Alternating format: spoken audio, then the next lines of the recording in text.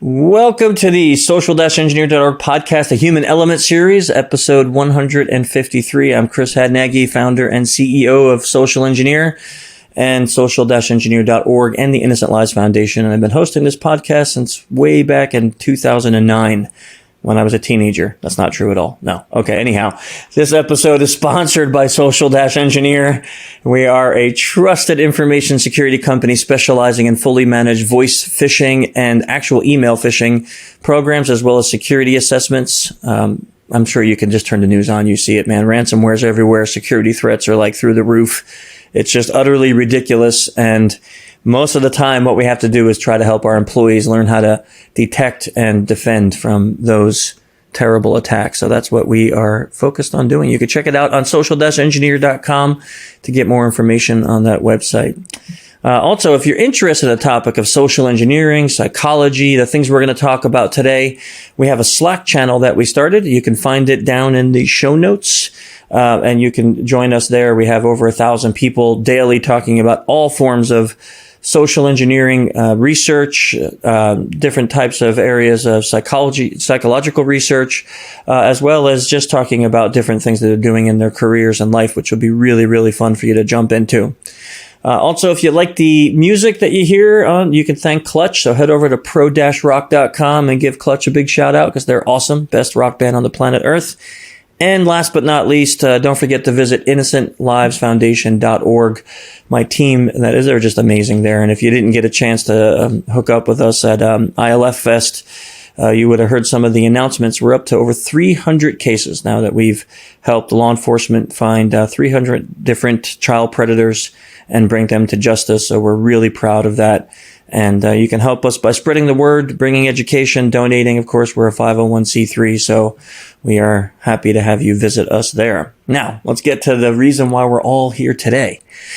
I am joined by Dr. Cortney Warren. Now, Dr. Warren's a board-certified clinical psychologist and a former tenured associate professor of psychology at the University of Nevada out in Las Vegas. I'm sure you knew where that was.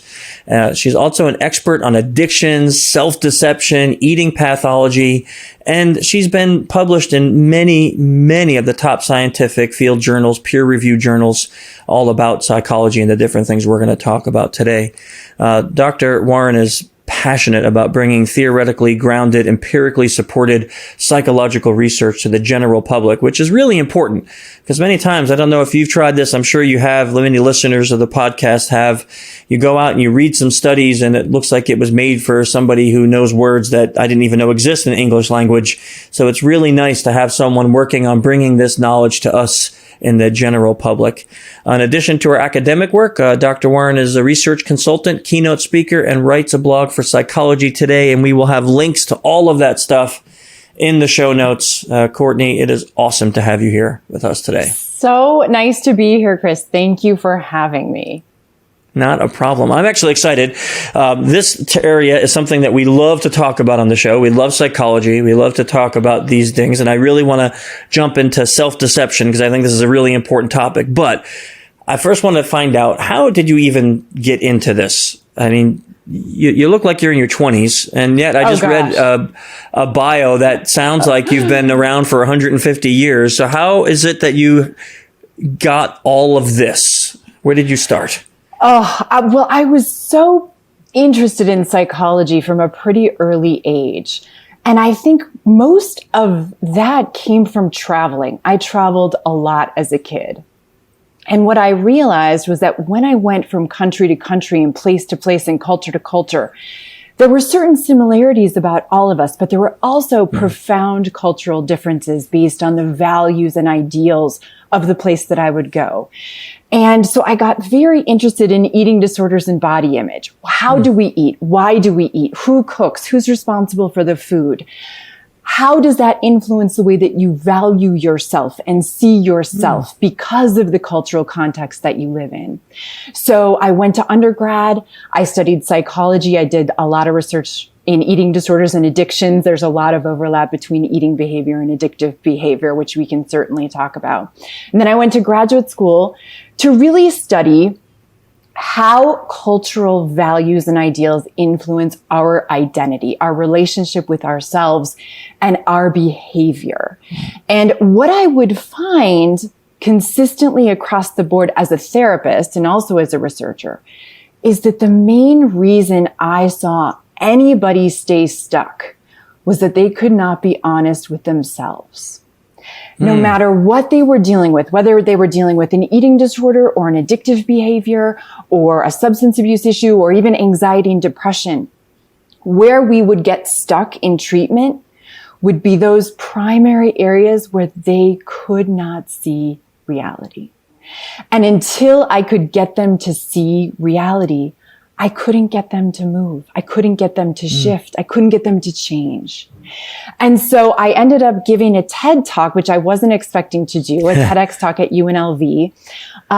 Some of my students came to me and a friend of mine and said, hey, will you please give a talk on psychology? And, I was thinking, well, what's something that I could tell the public about psychology that would be relevant to every single person listening?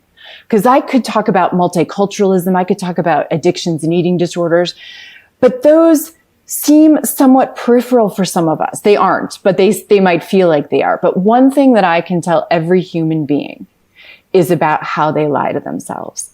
And that the goal from my perspective of your personal evolution in this world is to be as honest with yourself as possible. Because the reality is that the more you can admit the truth to yourself about who you are and the life you're living and the choices that you're making, the more freedom you have to change. And the more freedom you have to change, the more you can actually create the life that you want to live, so that when you are old and gray, hopefully, and on your deathbed, you're not looking at your life full of regret. You're not looking at it as though, oh my gosh, I didn't make the most of the time that I had. I don't want anyone to be in that position. I treat a lot of people who are in that position. And it's a horrible psychological place to be, because you can't go back and change the past. The only thing you can do is work with the present.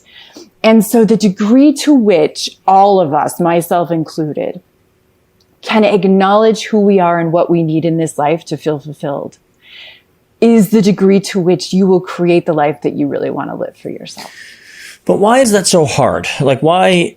I mean, I have so many examples in my head I'm thinking of as you were talking about myself. Why is it so hard to be honest with ourselves? Because self-deception serves a really important role in our lives. It protects us from information that we don't want to admit. It's a safety mechanism. So, for example, if I'm working with someone who's struggling with an addiction, the degree to which they can deny it, no, I don't have a problem. I can quit at any moment. It's not affecting my relationships. It's not affecting my financial status. It's not affecting, this is a choice. I can stop anytime. They're doing that to protect themselves, because to admit that they have a problem or a struggle or an issue is so painful that it's easier to stay stuck, to stay mired in the deception. As soon as you admit an unpleasant reality, you are not going to forget that it's true. And when you know that it's true and you choose not to change, it's going to hurt you more. So the more honest you are with yourself and with everybody in your life, the more you are going to be forced to live an authentic life, where what you say matches how you act, matches how you think. And that is very difficult, but it is profoundly helpful. It seems almost like, okay, I'm thinking of an example. I don't want to go there yet, because I have another question that popped up. So sometimes I see exactly what you're saying, self-protection, because admitting it is really, really difficult, no matter what it is. And saying it out loud sometimes can be, okay, I'm going to give you my example. So go for it. This year, I've lost 85 pounds. Oh my goodness. Congratulations. Yeah, thank you. And it's been a huge journey for me, working out 4 days a week now and running and all this stuff. And I feel so much better.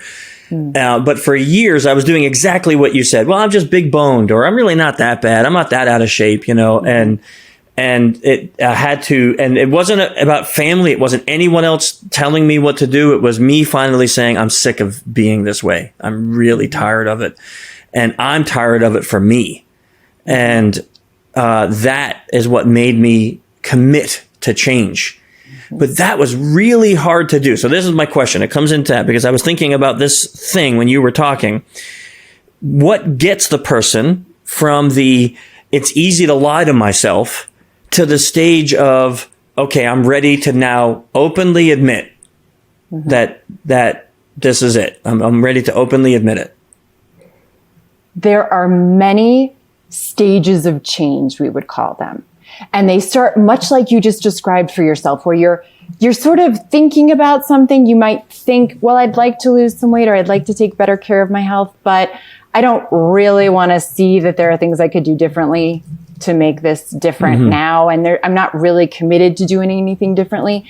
And then you're on this continuum from that, kind of the pre-contemplation is what we would call it, of change, to the time where you're willing to take deliberate action.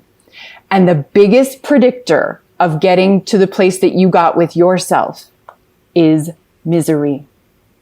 The biggest predictor that I have of psychological change is that you cannot tolerate staying the same anymore because it's too damaging.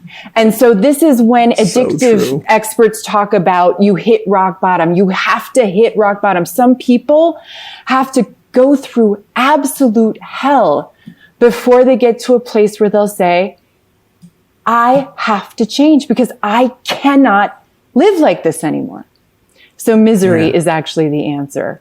It's okay. So now the dots are all connecting, right? Because there was a time right before my daughter was born, she's 17 now, where my wife and I were both working out together. I was really in great shape. And then we just stopped, right? Kid born, we just stopped. And I never got back into it. Now I travel a ton for work pre-COVID. And the misery was walking through an airport and my shins felt like they were going to flop off my legs and on the floor like a dying fish. And I'm like, why is walking through an airport causing me so much pain? Like, I used to be in amazing shape. I used to run on the beach. Like, what is wrong with me? Why is this going to happen? I'm going to be dead before my daughter's an adult. And that was the motivator. It was like, I don't like this feeling. And now I'm going to do something about it. And that's a perfect I did. example. And it's interesting because I didn't really fully understand the mechanisms of that process until now, right? Until we're talking, because there was a whole thing I had to go through, because it wasn't just saying, oh, I commit to it. I committed to it by hiring a trainer. I committed to it by changing the way I eat and not going on a diet because they always failed, by committing to building a gym on my lanai so I have equipment right here. I can't make an excuse, well, the gyms are closed because of COVID or something. I took all the actions to make sure that whatever excuses I normally would have said, they can't exist. And then for me, it was like, okay, now I'm really committed. Well, what I love about what you're describing is that you are really describing the process of change once you have decided that you want to. Yeah. Because admitting the truth is just the first step. Yeah. You have to be aware enough of yourself to acknowledge the truth to even start changing. You have to. But that is just the beginning. Acknowledging that you have a problem will do nothing for you if you don't actually take steps, active steps to do something differently with your thoughts, with your behaviors, with your daily lifestyle choices. This is where choice matters so much. Because once you see that you've been lying to yourself about something, whether it's your weight or any relationship that you're in, anything that you're going through that's causing you distress, now is your opportunity to make different choices. You actually have to change your behavior, or all you're going to do is admit that you have a problem that you're not willing to change. And at that point, if I'm your therapist, all I can really do is try to help you get happy with exactly where you are. And that's not really great all the time, is it? It's really not. No. It's really not. Yeah. You have to first acknowledge there's something you want to change. And then as soon as you see it, as soon as you say, oh my gosh, I can't live like this anymore. Now you have to make different choices. You actually have to change your behavior, and you actually have to challenge your thinking. Because anytime that little voice comes back that says, oh, I'm just big boned, it's not that big a deal. Pause, pause, and hold yourself accountable. I am not willing to talk to myself like that anymore because it doesn't lead to healthy outcomes for me. I am going to hold myself accountable in my own mind for what I'm willing to think about. And I am going to behave differently because I'm choosing to be healthier. Period. Yeah. And you do that every day, every minute of every day. It almost feels like I'm trying to apply this outside of something like an addiction or weight loss, because that's like so big, right? I'm trying to say, like, every day we deal with people who I've heard people say this to me. Well, I won't get hacked because no one cares about the $50 in my bank account.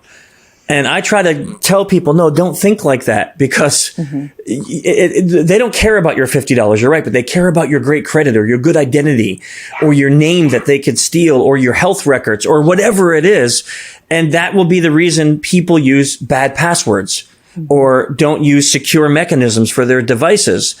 And I feel like this could apply to that, because it's almost like we're lying to ourselves by saying, no one's going to care about little old me. I'm not famous. I'm not rich.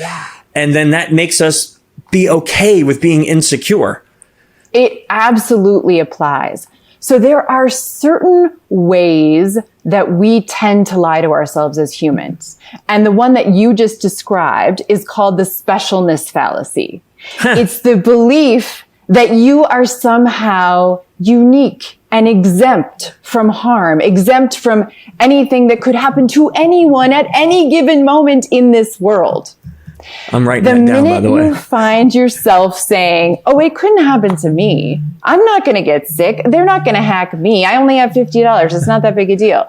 Is the minute you are absolutely lying to yourself. You're absolutely lying to yourself.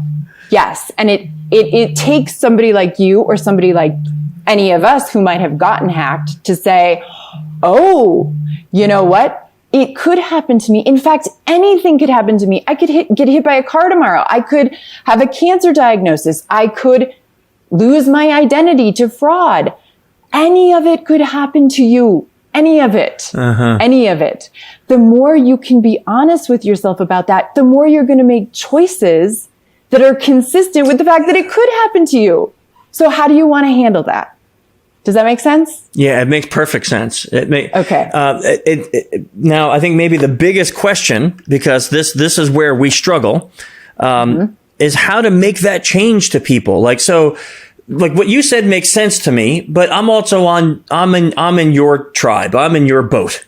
Right? Yeah. Like, I'm a huge fan of psychology. I love all the things about you that, like, you're trying to bring real peer-reviewed research to the public, like all of this stuff. So like, you don't have to convince me. There's not a big sales pitch for me to be like, oh, Cortney rocks, right? So what about the people, though, that are sitting there going, yeah, I hear that all the time, but I've never gotten hacked and I still use the same password everywhere. How do we make the change in somebody who doesn't want to make the change? They haven't yet reached that point where they're being honest with themselves. You have to make them care about it. Because if they don't get to a place of misery themselves, which all of them would if they were actually hacked, right? Yes, so they're going to be believers very quickly. You have to make it directly relevant to their experience. So while it might be hard for me to convince the average human that they should care about potentially being hacked because it could happen to everyone, what I can do is say, let's think about a situation that's been really painful for you or really difficult for you in your life. And let's think about what lies you've told yourself about that. And once I can get them to see that there are ways that they've lied to themselves, oftentimes that touch on the specialness fallacy in the past, like, oh, he wouldn't cheat on me. Oh, that wouldn't happen to me. Oh, I wouldn't lose my job. Oh, I'm going to not fail out of school. You name it, whatever it might be. They will see that there's a direct parallel in their thinking. And if you can tie together an experience that they've had that's actually been really painful to them with a self-deceptive tendency that we all do, we all deny things. We all use emotional reasoning, which means that if we feel something, we interpret it as if something in our current life circumstance must have caused it, even though oftentimes our emotional experiences are very highly dependent on who we are and who our past people in our lives have been and our experiences, and have very little to do with the present moment. The present moment's just triggering it for you. We lie in really characteristic ways all of the time. And the degree to which you can get somebody to see that and how it negatively affects their life is the degree to which it will be easier to show them where it applies to places in their life that they maybe don't see right now, but could be relevant in the future. That is fascinating. When you were first talking, I'm like, oh man, I don't know, like how are you going to tie this in? How are you going to apply this? I never thought about taking a situation they've already been through and making that connective dot that says, oh, well, you probably thought that can never happen to me before that too. As soon as you said, again, I was reflecting on myself and going, yeah, okay, probably every bad circumstance I've had, and I was thinking of something like not so terribly serious, but every time I've gotten a speeding ticket thinking, well, I'm not going to be the guy who gets caught doing 100 here in this 35, and great example. And then bam, I'm getting pulled over and I'm getting a massive speeding ticket, thinking, oh, I'm not the guy who's some old lady's going to pull out in front of and I'm going to get in a car accident. That doesn't happen to me. Bam, I'm in a car accident, It's like... Perfect examples. So make it relevant to their life is really the take-home message there. Find a way to tie it to something that is meaningful for them, where they'll go, oh, yeah, I see that. And I see how that relates to getting hacked and thinking it could never happen to me. So let's jump this conversation, because this is really fascinating, over to different cultures. You mentioned that you love to travel. You traveled a lot when you were a kid and into your life. So how does this, is this the same in every culture, what we're talking about here, this self-deception? Oh, that is such an interesting question. I would say that self-deception is a part of human nature. So in that sense, yes, you will see people lie to themselves constantly in any cultural context, in any group. What I think, though, is really interesting about culture and lying is that because it's a protective force for us, for humans, it keeps us safe. What we lie about will very much differ cross-culturally. And what I generally see cross-culturally is that all of us want to be valued and important. And so oftentimes we internalize or we accept our cultural norms or our cultural realities without doing a lot of critical thinking about them. So for example, let's say you're raised in a religious household. And so you're in your teens and you say, well, I'm Christian or I'm Muslim or I'm Jewish or whatever it is. And you've sort of just accepted that as though that is part of who you are because you are taught culturally that that's who you are without actually really doing much thinking about whether you agree with it or not, what aspects of it you agree with or don't agree with, how that influences your development. And so where you will lie the most is where you are most insecure. And that is going to be very culturally influenced because we're all striving at some unconscious level to be accepted and valued by our cultural group. So take eating disorders, for example, which we know is something that I do a lot of research on. Our values and ideals of beauty in Western cultural contexts like the United States are very young, very thin, historically for women, very white. And so we have created a culture that values being attractive above almost any other trait that you could have as a woman. And that attractiveness standard is very specific. It's young, thin, white, long hair, long eyelashes, symmetrical face, et cetera, et cetera. And we have accepted at some level, not consciously, but unconsciously, that that is what we all want to be. So if anybody triggers that insecurity in you that you aren't good looking, or that you aren't valuable, or that you don't look the right way, you will be very highly likely to lie to yourself in that arena because it's too painful. And when you look about any multicultural factor, religion, gender identity is a huge topic right now. Being strong enough as an individual to explore that for yourself and be willing to confront any kind of social or religious or cultural rejection of kind of the core of who you are and how you identify is so scary that we are seeing more and more people coming out who have said, I thought I was transgender probably my whole life, but I couldn't tell anybody. I couldn't say anything. So I had to deny it. I got married and had a family. I acted in all these ways. I acted as if my gender matched my sexual biological self, but it never did. And I was living a lie the whole time and it felt horrible. That's a horrible way that culture can influence our lying to ourselves. Does that make sense? It does. Have you found in your research that there is a particular culture that is more honest with themselves by nature? Oh gosh, I really haven't, but that certainly is a research question I would love to answer. One of the biggest research struggles with self-deception, which you may already realize, is that I can't actually ask people how they lie to themselves because inherently they really can't tell me. So detecting self-deception is a much harder thing to measure when it comes to methodology, when it comes to conducting empirical research. It's much easier to see in observational studies where if I can see that your behavior and what's coming out of your mouth don't match, and I can listen to the words that are coming out of your mouth and say, well, that sounds like a lot of rationalization and there's some denial and I see a little bit of emotional reasoning and you definitely aren't acknowledging this reality. That is much easier to describe where the self-deception is. But doing large-scale studies on lying is very difficult. Yeah. I can see that because if we had met a year ago and I was a research subject and you said to me, are you lying to yourself about your health? I would have been like, no, I'm honest with myself. I would have not known that I was lying so much until I was ready to be truthful with myself and admit it. That's the crux of the issue right there. Yeah, that would be really hard. That would be, I could see the danger or the difficulty in doing that kind of research. You can't really rely on self-report, which means you telling me, as you, the subject, telling me what you think, unless it's after the fact, as you just said. So if I ask people about lying to themselves in the past, oftentimes they can tell me the truth because they see it.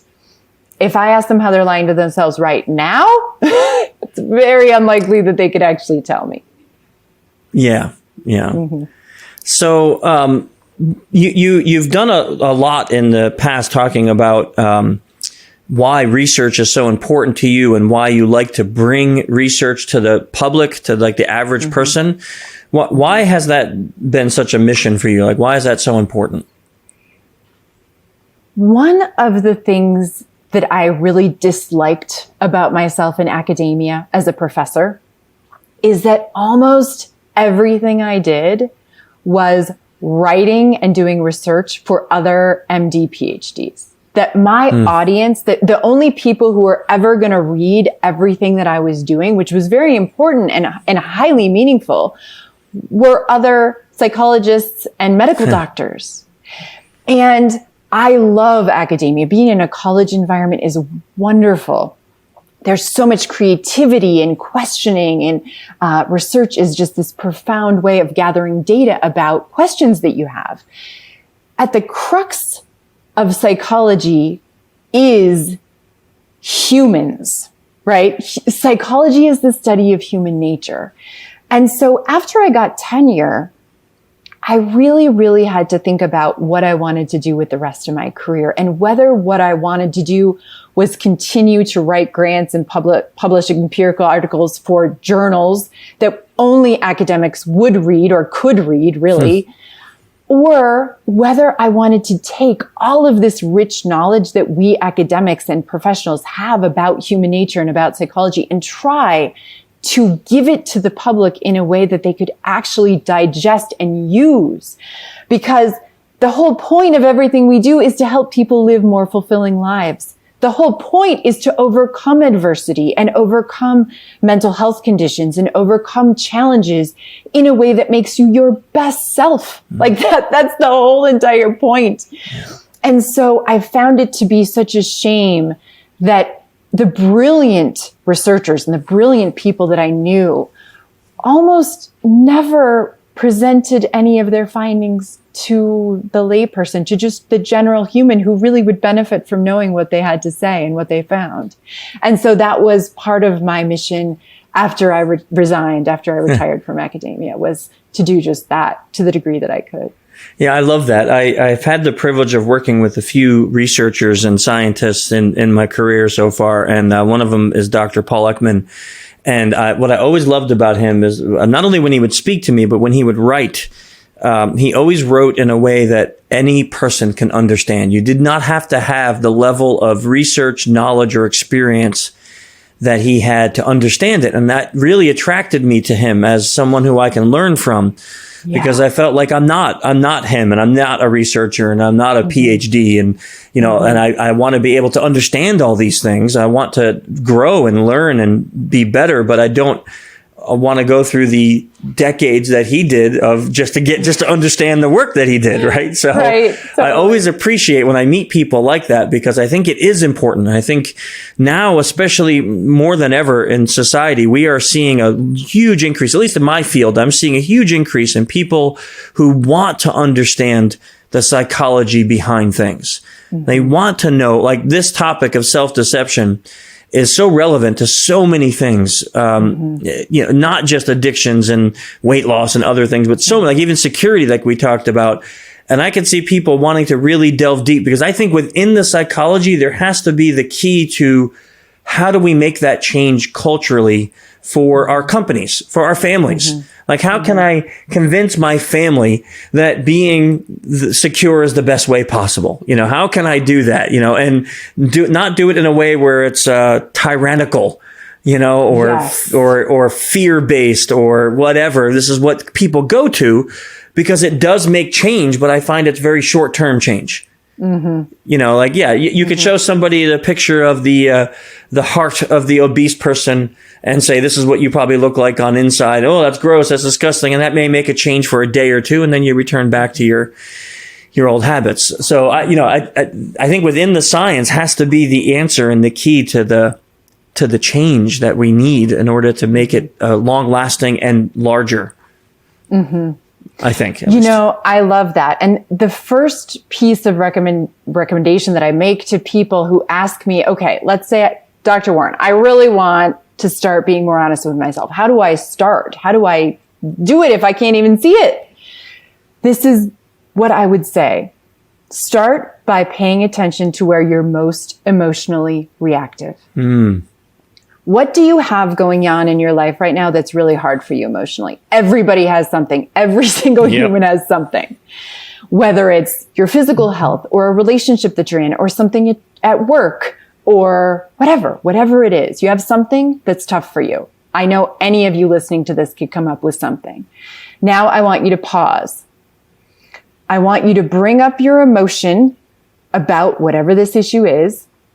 And I want you to write down all of your thoughts that are related to this experience. I want you to write them all down. And as soon as you write them down, I want you to look for truth. To what degree are your thoughts accurate? Meaning, do you have data to support the fact that your thought is true? And then I want you to look and analyze and ask, what evidence do I have that this thought is actually false? And anywhere that you see you have thinking that is false, that is your first opportunity to change. I love that. I love about, when we can do this on a podcast, but this one in particular, is when we give something actionable. Like, this is something that anyone who's listening to this could pause right now, go and do this, and leave with an actual something, like a nugget of something. I'm just going to go, as you were talking, I had 3, 4, 5 things in my head where I'm like, yeah, okay, I'm going to do that with that situation. I love that. Yeah. I already had 2 big ones that I'm going to apply that when we're done. And I'm going to be like, okay, I know. And while you were talking, I actually was doing the list mentally and going, yeah, actually there's some of those points I don't have data. Right. I don't have data to back it up, so it's just an emotion. Right. And that, going back to your question about research, that is what I love about research, because data don't lie. Data never lie. You might collect them poorly. You might misunderstand their meaning, but they are what they are. Yeah. And the more that you can see yourself as kind of in this big human experiment where you are questioning your own thinking, questioning your own reactions, questioning yourself, and asking, where's the data? To what degree do I know that this is true? And if it isn't true, my gosh, please change it. Yeah. Because if you're getting emotionally upset over something that isn't even true, that is an absolute shame to me. And a waste of time and energy. It's a waste. It's a total waste. You can spend decades of your life traumatizing yourself in your own mind over things that aren't even true. And I wonder how many decisions we've made in life that have been based off of non-data driven emotion, that if we were to go back in time and do this exercise to go, holy crap, man, I really messed up a bunch of things because I made a huge decision based on nothing. You know, like literally nothing, you know, like that is, that's almost annoying. Like, where were you my whole life? It really is. One other take home piece of feedback I want to give you and all of anyone who's listening who's going to practice this. So you're going to bring up your emotion. You're going to write down all your thoughts and then you're going to look at them for accuracy.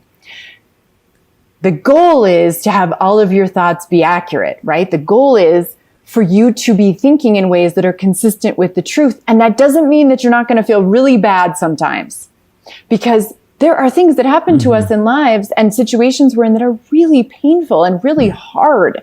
I'm not trying to get you to be this overly rainbow optimistic person. What I do want you to do is practice being as honest with yourself as possible.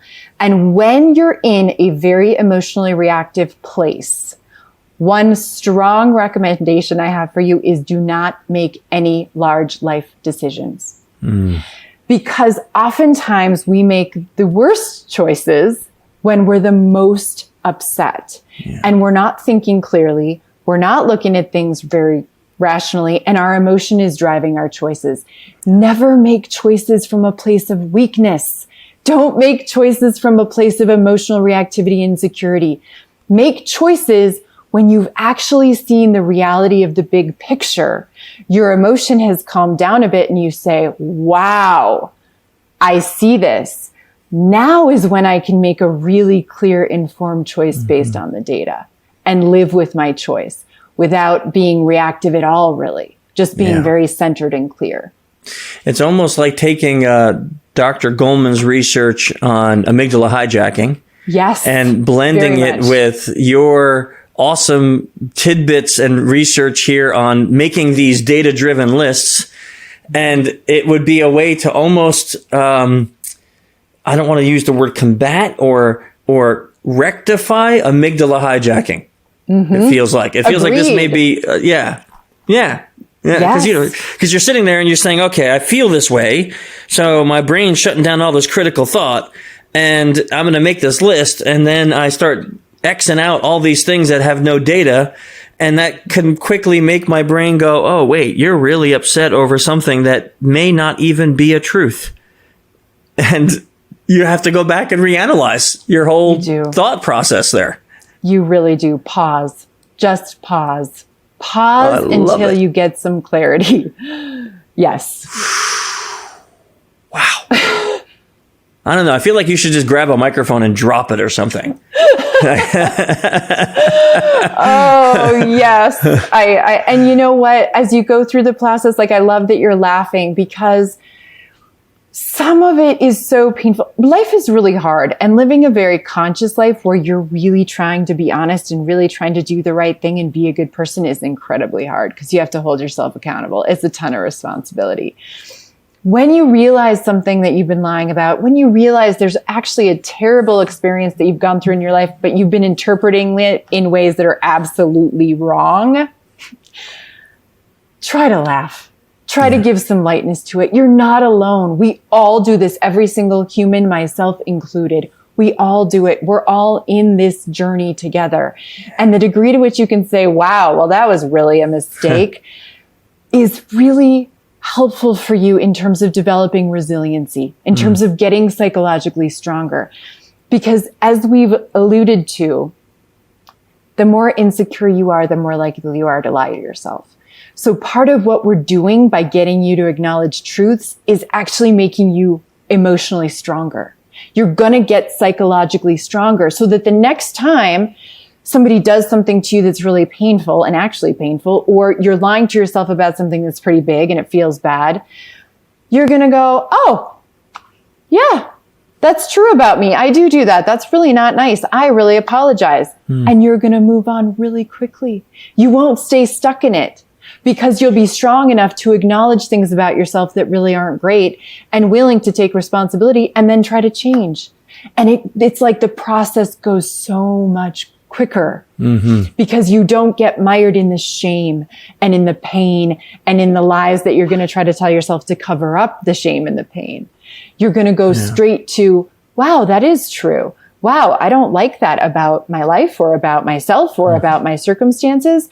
I better do something about that. And it doesn't cost you anything emotionally. You don't take a huge self-esteem hit. You just take a little one and then you move forward. Have you helped people as a therapist in abusive relationships get out of them by using some of these theories? Because it sounds like this would be massively helpful for this. Yes, most certainly. I am writing a book right now on love addiction and breakups. And one thing that you see in relationships all the time is the degree to which we want to lie to ourselves about who our partner is and about who we are.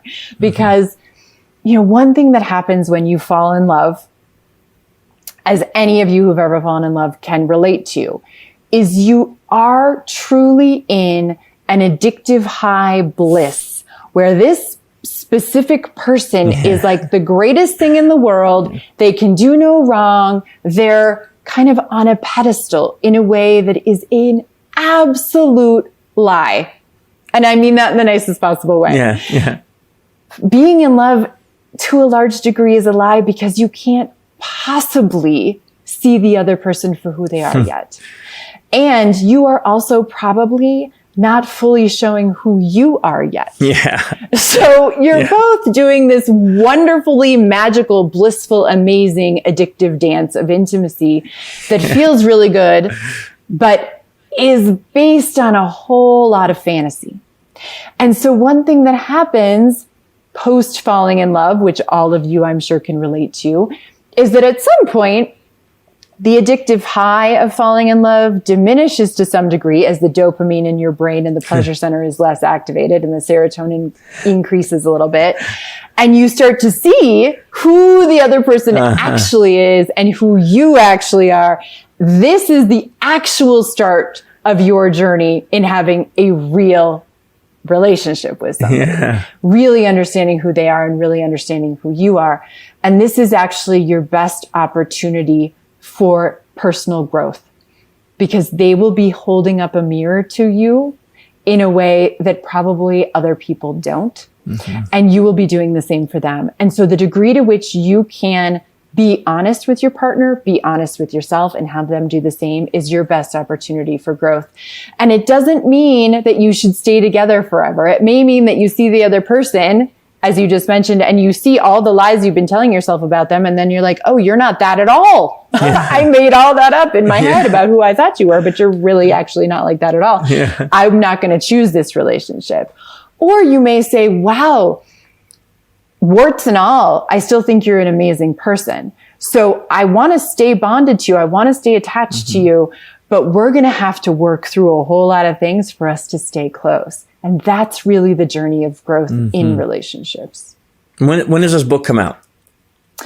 Well, I'm in the middle of writing it. So I'm hoping, you know, ideally in less than a year, let's say less than a year, 6 months. Awesome. We're going to have to get you back on when that comes out to talk specifically about that. Okay, so if people want to know more about your work, where to find you, follow you, you know, interact with you online, what's the best way to do that? My website is choosehonesty.com. CHOOSE, choosehonesty.com. And what a great domain to own, by the way. Yeah, thank you. What a great domain. That is a really good one, especially for your work. Like, that is awesome. Yes. Yeah. Like, no matter what it is, please try to choose honesty. Yeah. It is a choice. It really is a choice. It's a choice. It requires practice. And you can email me at CourtneyWarren@choosehonesty.com, or you can look me up online. I'm also still adjunct in the School of Medicine at UNLV in the psychiatry department. That is great. Okay, I got 2 final questions we like to ask every guest. Oh, please. First, who would you consider to be your greatest mentor? Oh my gosh, my mother. Oh, my mother awesome. was absolutely my greatest mentor. My mother was a feminist philosopher.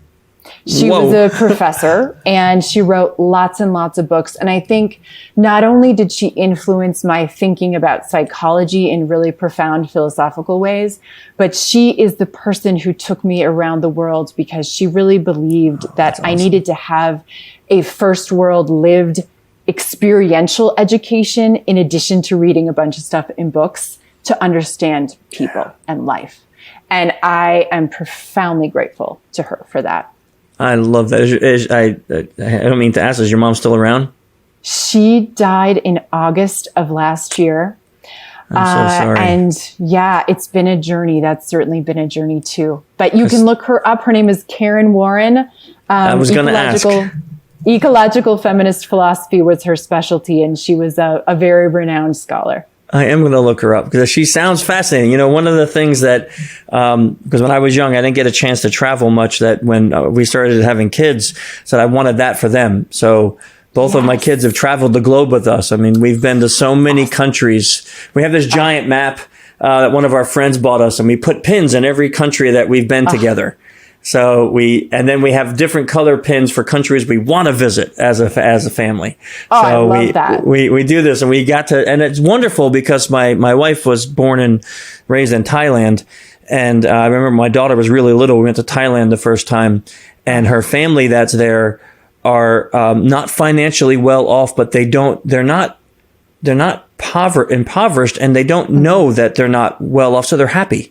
And wonderful. And here is my daughter sitting on the floor of this little hut with her relative from another country. They can't speak to each other, and they're playing with this box or a toy or whatever, having the best time of their lives.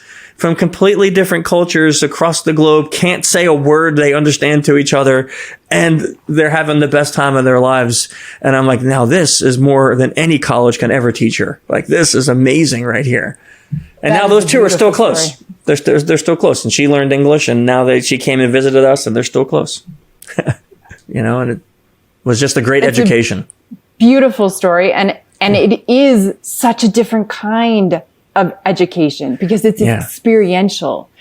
And wow, it's probably teaching her far more than anything she could ever read in a book, right? Or anything she could ever learn in school. I think so. Okay, a last question. We have a ton people who listen love to read. We've been developing for the last 12 years a list of books that we get recommended from all of our guests. Oh. Do you have, and I don't care if it's about the topic that we just talked about, it could be anything, just a book that you love, but do you have a book or two that you were like, this book is like, everyone should read this? Of course. No question. The first book that comes to mind is Viktor Frankl, A Man's Search for Meaning. A Man's Search for Meaning, Viktor Frankl. He was a psychiatrist. He was Jewish. He was in the concentration camps, and his book is both about his experiences losing his entire family as a Jewish person in the concentration camps, and also about how he used his experiences to create meaning in his life. Wow. And why it is our responsibility as humans to find our own meaning to survive. That sounds like a very meaningful but deep and heavy book. Phenomenal book. I highly recommend it to any human. That is wonderful. I have not read that one, so another one to go on the list. That's great. Thank you. Awesome. Yes. Very much.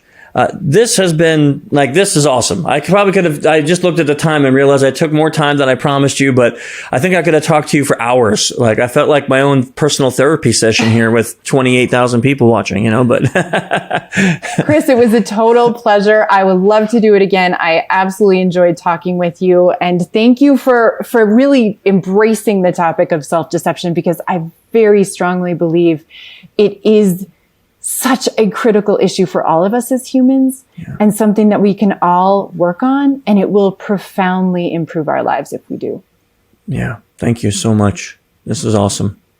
And thank you everyone for listening today to the Human Element series. Next month, we will be joined by Jessica Barker, another wonderful woman who's done a lot of research into cybersecurity, and we'll be talking about that with her next month. So we'll see you all then. Don't forget to check out innocentlivesfoundation.org, social-engineer.com, and you can get all the show notes and links to Dr. Warren's sites and ways to connect with her down in the show notes. We'll see you next month. Bye.